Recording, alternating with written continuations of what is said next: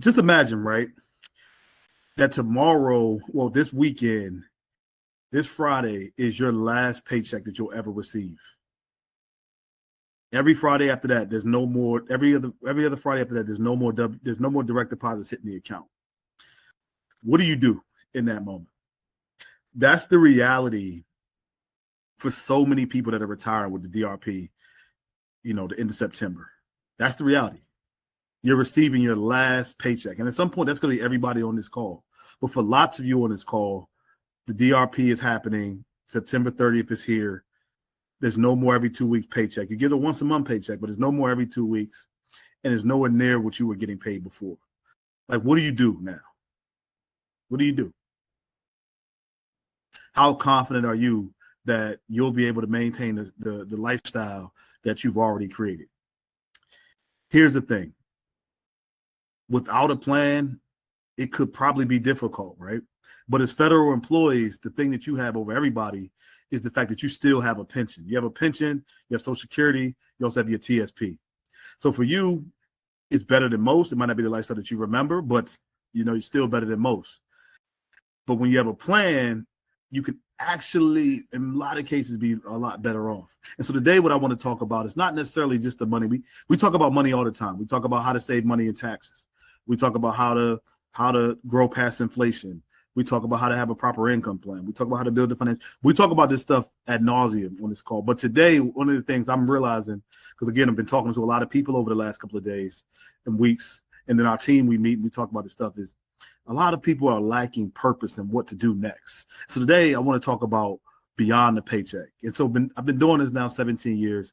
And one of the things that I constantly see is those folks that go into retirement with purpose, never look back. They're full of energy. They're empowering their family. And so I want to talk about that today. And I've categorized people in the three categories when it comes to how retirement works, right? And you could take the same energy that you bring into the workplace to retirement, right? Because when you have purpose, things look very different. So if you're a person who's a visionary, you're the person in the office that's always talking about how can we improve things, or what trip are we taking next within your family, or looking for new ways to do things in the office. You're the visionary. Same energy you bring to the office, same energy you bring into retirement. Right? Embrace that part of yourself that is always on a mission.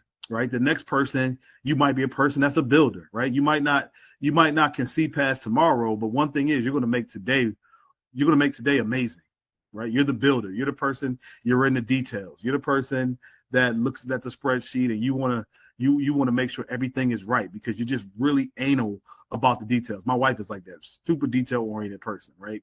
I've got JC, he's on the phone. He's a super detail oriented person.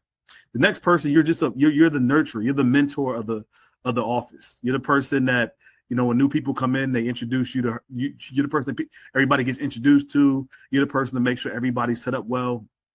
You're the person that motivates folk. You're the person that's always teaching folks.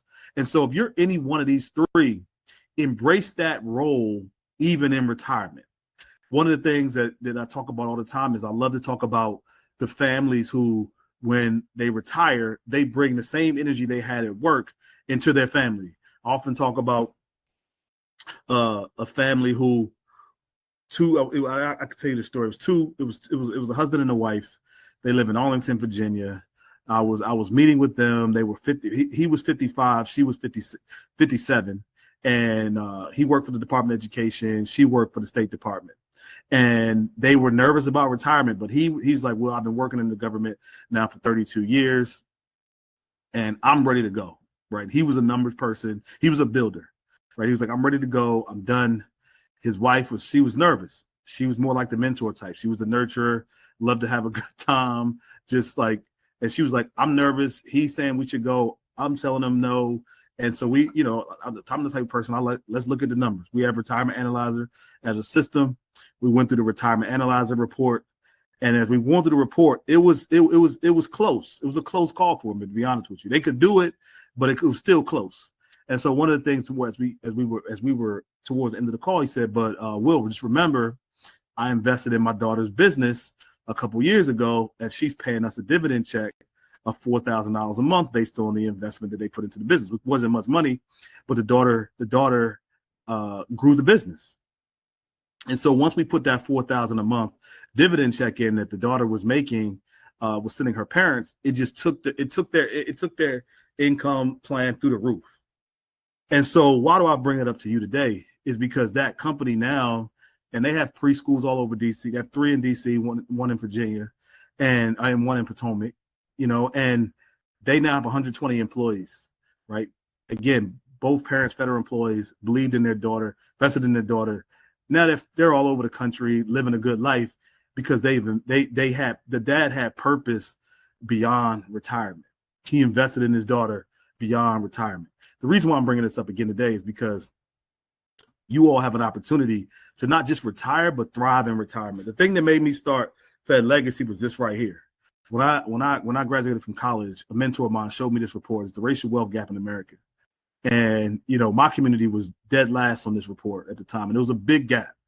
And one of the things that I studied was, okay, well, why is this gap? And it was just purely lack of education and the lack of investing within the family. And so for me, that has always been my thing with Fed Legacy. Yes, we talk about retirement numbers and things like this, and you can do a lot with this.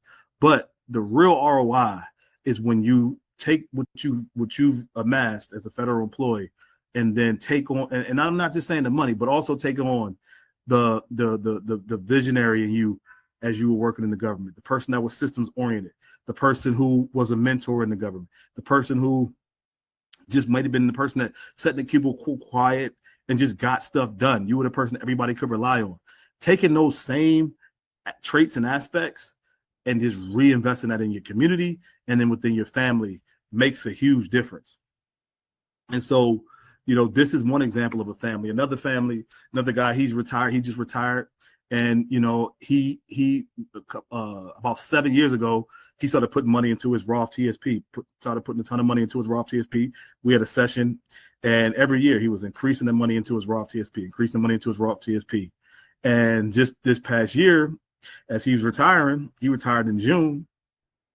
He said, Will, I'm so happy that we had that Roth conversation 7 years ago, because now I'm taking his money and I'm paying off all of my kids. His 3 kids and his wife went to grad school. So I'm paying off everybody's student loans this year at Christmas with that Roth money because it's already tax free. And I want everybody to be debt free. Everybody got great degrees. I want them to be able to work and execute without having to think about debt. What that does to a person who has the student loans paid off, it frees you up to create. And not only that, the money that he invested into his kids with the 3 kids and the wife, now it didn't even put a dent in his retirement like that. I mean, it was a substantial amount of money, but when you look at compound interest, when you look at things like that, it's really not that big a deal. And so, but the difference that it makes for his family is huge. And so as you all get closer and closer to retirement, I know you feel like you're retiring, and even the word retire is like you're stepping into a new chapter. Like, just look at it as like your second act. Is like, what next? And get motivated by it. The thing about our team is we have calls every Monday morning, and we talk about things like, well, what impact are you making? What impact have you had in families this week? What conversations have you had around this type of stuff? Because this is what we're built on as Fed Legacy. Yes, we help with money, but at the end of the day, we want to be a part of your story. We want to share your story. We want to help you enhance your story. Like, this is what retirement can look like when you do it right. I have another client. She's in the Hampton Roads area of Virginia, but she was working in DC. And so when she retired, she had a decent amount of money in her retirement. Her 2 daughters, she was working in DC. She had a house in Hampton Roads, but it was a fairly small house. But what she did was she said, I want my kids to have a home base, and so she bought a nice size house in Hampton Roads. And she's like, this is the house that is the family house, right? And so they do events there. She hosts her friends there, but the house has purpose.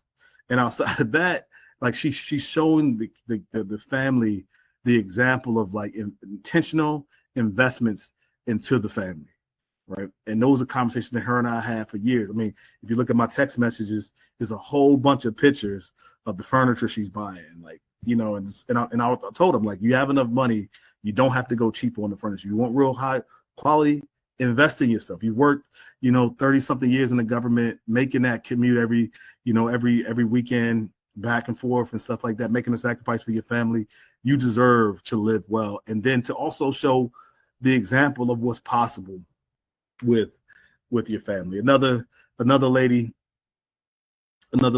who I was just meeting with recently, we were talking about her sorority, and she's like, her sorority does a ton of work, but what she wants to do is just really amplify the scholarship foundation, so the kids, because she doesn't have any kids, she's like, she want to make sure that kids can go to college, right? And so she started she made sure that a part of her TSP money goes to foundations, and there's ways you could do that and not have to pay the taxes when you make investments like that, right? And so it saves you in RMDs, and there's just tax strategies with that. And so we made sure we put some of that money to the side. So the purpose of tonight is just to remind you all, especially you all that are retiring, that this is not the end.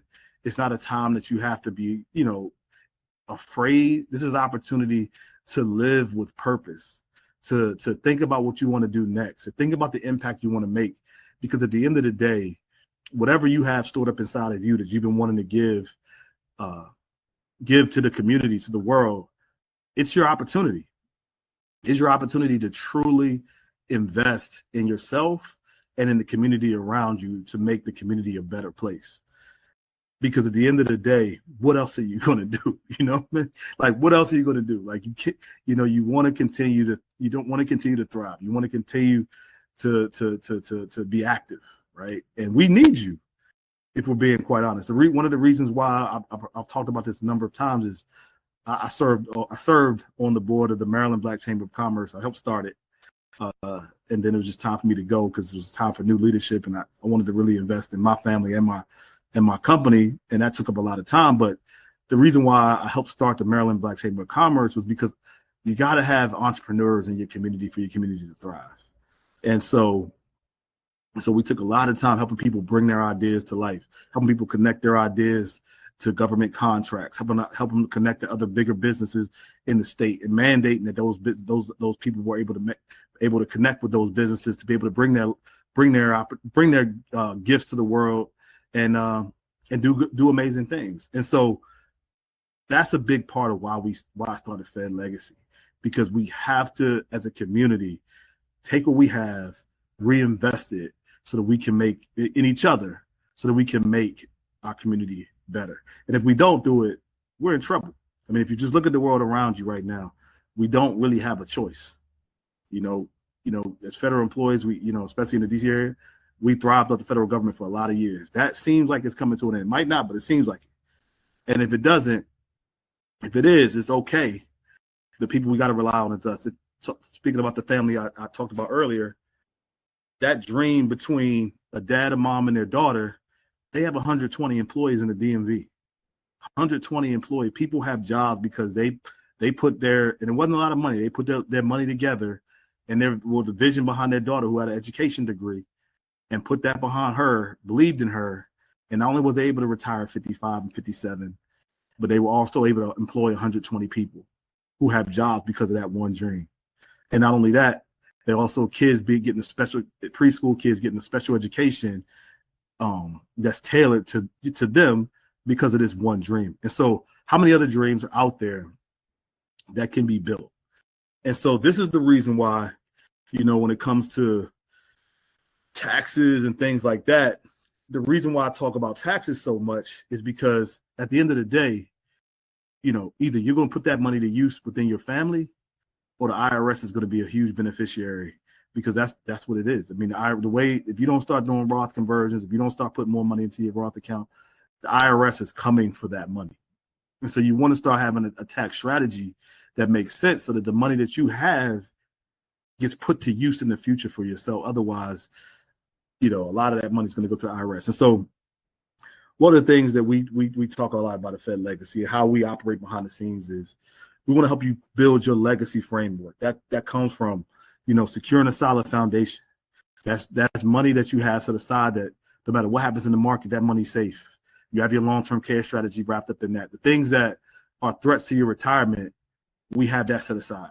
Then the next thing is you want to have a tax smart strategy. As I mentioned before, in 2019, the Secure Act put a real target on the middle class when it comes to qualified money. That qualified money means money that's in your TSP. They looked at it because the government has all this data.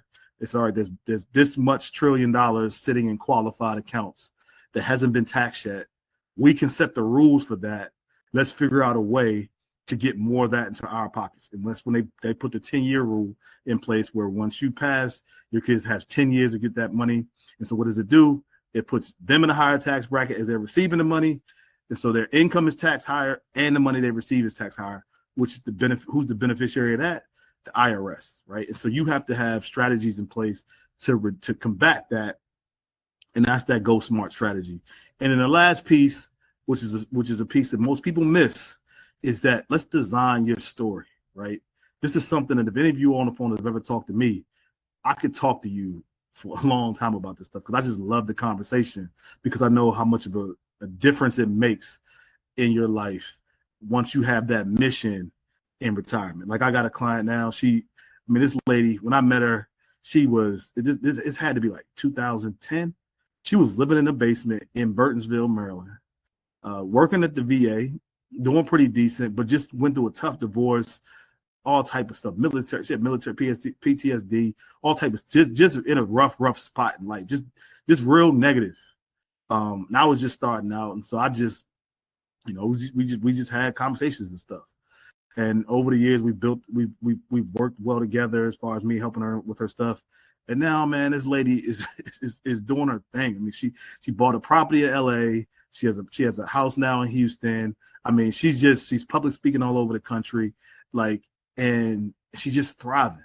And when we talk about it, she's like, Mr. Smith, our conversations really help shape that because all the time we're leading with legacy. And so today, I know we didn't talk a lot about numbers, but as so many people are getting ready to retire, if you're one of those people, we would love to sit down with you, help you create a plan that works, and we'll get back to the number stuff next week. But if you want to have a conversation about your legacy story, my team would love to do it.